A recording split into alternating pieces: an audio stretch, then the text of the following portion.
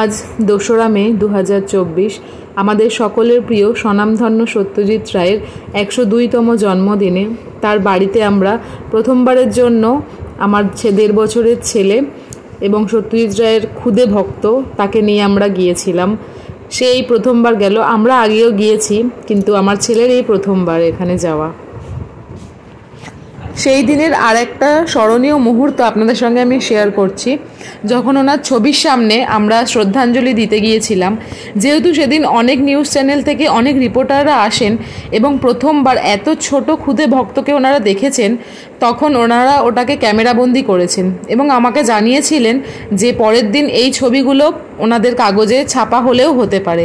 এবং পরের দিন আমরা যখন সংবাদ প্রতিদিন কিনেছিলাম, দেখলাম ফ্রন্ট পেজেই আমাদের সেই ছবিটা ওখানে ছিল। সাধারণত বেটু মিষ্টি খেতে পছন্দ করে না।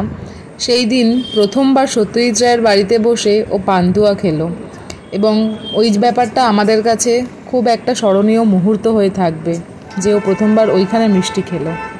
This year, the Academy Board of Governors has voted to award honorary Oscar to the great Indian filmmaker Satyajit Ray.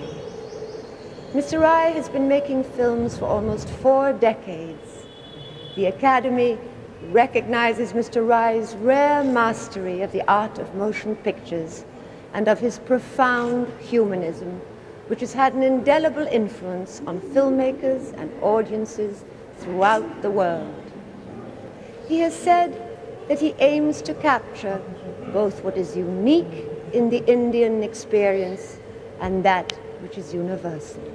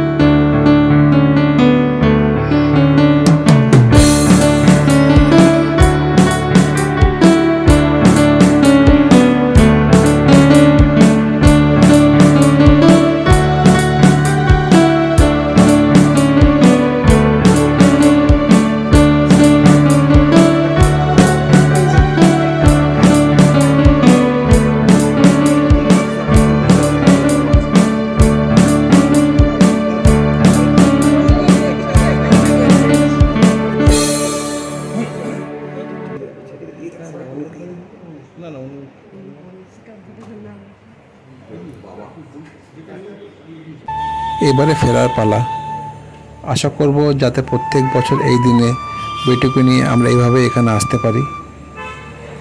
অপুর সংসারের সে অসম্ভব সুন্দর শেষ দৃশ্যের কথা মাথায় রেখে আমরা বাবা আর ছেলে মানিকবাবুকে আমাদের ভালোবাসা শ্রদ্ধা জানিয়ে আজকের মতো এখান থেকে বিদায় নিচ্ছি।